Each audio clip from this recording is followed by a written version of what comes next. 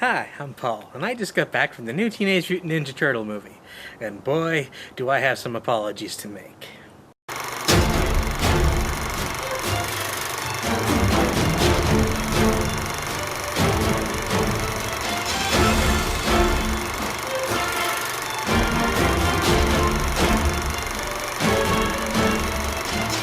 As some of you may remember, when Michael Bay first announced he was going to be producing this movie, I had a few things to say about it, and none of it was good. Fast forward a few years later till the actual finished product is in theaters, and I have a totally different point of view on this thing. I'm going to give you my review of the film as spoiler-free as possible. And since she was clearly the star of the movie, I'm going to start with Megan Fox as April O'Neil. So far, I would have to say this is her best role to date. Everybody knows she's not one of the great thespians of the acting world. She's not a tortured artist, and that's fine. You know, she does what she does, and some people like it, some people don't. But what made her different in this movie is that they kind of used her strengths and kind of minimized her weaknesses, and I really love that. Like, this is a great role for her. A lot of people thought she couldn't be April, that she had no business being April, but turns out she's one of the best Aprils to be done in live action, if not the best, arguably. A lot of people think she's over-sexualized, which, you know, I can understand due to her previous roles, but in this movie, she's not overly sexualized at all. I mean, there is one obligatory scene which they kind of poke fun at it, but it's used to enhance the plot. I mean, like, you know, somebody checks her out and then something catastrophic happens because they checked her out. But, you know, she's not flashing skin anywhere all over the place. You know, she's very well-dressed in this movie. You know, you have no problems taking your kids to this movie. You know, like, she does well, she's dressed, and she actually surprised me with how serious she took the role. And the role of April in this film is a lot more important. A lot of people, old school Turtle fans, might have a problem with that. But if any of you watch the new Nickelodeon Turtle series, April has a very prominent role in that series. She's a member of the team. She gets trained by Splinter in that series. And there is, like, essences of that. Like, April has a much more larger role and a connection to the Turtles. Some people may like that, some people don't. I thought it was great. I thought it was great. I'll just leave it at that. Now, as for the Turtles themselves, I dreaded at first. At first, I thought they looked kind of like big and ugly and nightmarish, right? But I got over that within 5 seconds of seeing them. 5 seconds of seeing those turtles, and I was totally forgiving of it. I love the new design. They look like turtles. The old ones were cartoony, and unfortunately, that's what kind of hurt it. It was cartoony. Not to say that this movie doesn't have its share of cartoon violence. In fact, that's some of the best aspects of it. But these turtles are kind of more like what you would think an actual mutant turtle would look like. Like, if you were to have a real pet turtle and grow it to 6 feet tall, that's kind of what it would look like, minus the ghetto trends. The turtles are really funny in this movie, but unfortunately they kind of spoil most of the really good jokes in the trailer. But I'd rather have them spoil the jokes in the trailer than spoil major plot points or action sequences. So if there's a little bit of give and take you have to give, I'm glad to make that sacrifice. All the turtles acted the way they were supposed to. Leo, Mike, Raph, and Donnie, they were all in character. The only problem I had with what they did with any of them is maybe with Donatello. They kind of made him a bit too nerdy, like stereotypical nerdy. Not like smart, I'm cool nerdy, like, oh, I'm a geek, and, it was a little offensive, actually. But, other than that, it was pretty good. And they gave Donatello glasses, which makes no sense because they were in hiding the whole year. Like, where did he get these glasses? Did he go to an optometrist? Or did he just find them in the sewer? That's my guess.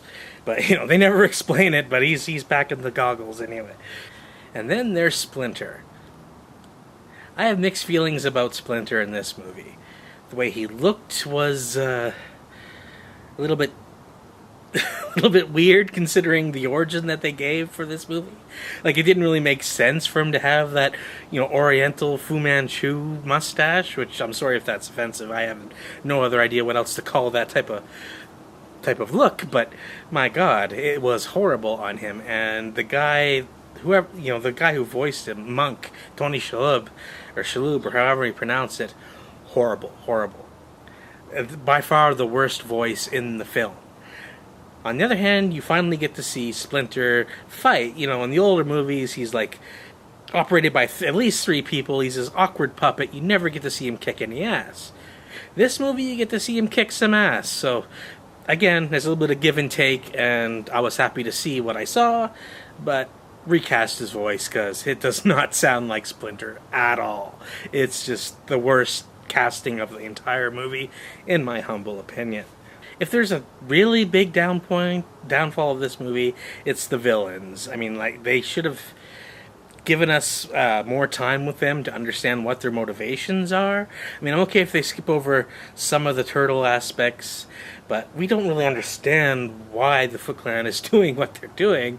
I mean, we kind of do, but it's all over the place. But that's one, I digress on that. What really bothers me is Shredder. We assume he's a Rokusaki. They never say the name Orokusaki in this movie. And then there's William Fichtner, who plays Eric Sachs, who everybody originally thought was going to be Shredder, which, I'm sure there was some, reshoots that took care of a bit of the fan outcry on that. But as for the look of Shredder, we never really know who is in the suit. They never tell us. Like, we see the guy who we assume is a Rokusaki, and we see Eric Sachs, and they're in front of the suit, they talk about the suit, but you never see either one of them put on the suit. They just assume he's Shredder. Like, they call him Shredder, but I don't know why. And it's kind of magical how these Turtles and Splinter know who he is, considering that they changed the origin. Slightly changed the origin, but some people might be really mad at that. But how they know what they know is never explained, unfortunately. The Shredder outfit looked badass. I mean, yeah, I heard the rumors, it's Edward Shredderhands and all this stuff, but no. He's badass. No one could fight in this thing. I mean, it's total suspension of disbelief. Don't kid yourself. This is just mindless fun, and sometimes that's nice. But since they put Shredder in here and the possible Rokusaki guy, that really gives William Fichtner's character of Eric Sachs absolutely no point to be in the movie. I don't know why he's there anymore. Why is he there? What is he doing? He's connected to... Everyone's connected to everyone in this movie way too much. But it doesn't make sense. If this guy's going to be the Shredder, then all of a sudden William Fichtner becomes irrelevant and pointless and kind of a waste of screen time, as much as I love him as an actor. Another character that they added to the film, which I thought was severely underused, was Karai. I was thinking, oh my god, Karai's in the film. We finally have a live-action Karai. This is a character that can go toe-to-toe with the Turtles, smack Leonardo around like she's not even working up a sweat. But no, they do not utilize her to the best of her ability. I don't understand it. I hope she comes back for the sequel, and yes, there's going to be a sequel now. So yeah, clearly I have some nitpickings about the movie. So how does it hold up against the others? Pretty well, actually. I mean, Ninja Turtles 2, 3, and the TMNT animated ones, way below this one. Way below. I don't care how nostalgic those ones are. They were kind of horrible movies. The real battle was between the original 1990 film and this one. And while the original film does have better, a stronger...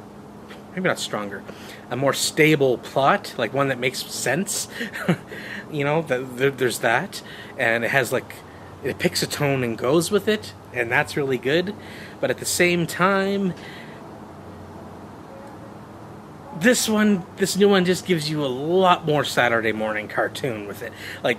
with in the aspect of grand scale action sequences. I mean, the first one was great for the martial arts, but this final fight with Shredder is also very epic and intense and prolonged. It gives you some satisfaction. Now, some people may complain about the ending because, let's just say, April contributes. And, you know, again, if you go back to what I said at the beginning of the video about April being a larger part of the story, and there is precedent for it in the TV show, not just this movie, so don't go blaming this movie for doing something that's never been done before. But yeah, this she helps out in a way.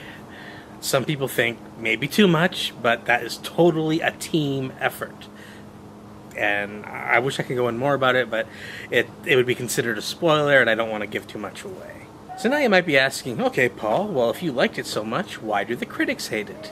Well, I'll tell you, there's never been a single point in the history of time that critics have ever liked a Ninja Turtle movie. Some would say, oh, that's great. You can find, like, small little newspaper, quotes on the boxes saying, oh, it's a great movie, a shell of a time, and all this bullshit. But they're not, like, they're not from the respected critics of the era. And that's fine. This movie is not for critics. This is for Ninja Turtle fans. And, granted, it is a comic book movie, but, and Marvel has been raising that bar, and hopefully DC will be raising it a little bit too in the near future.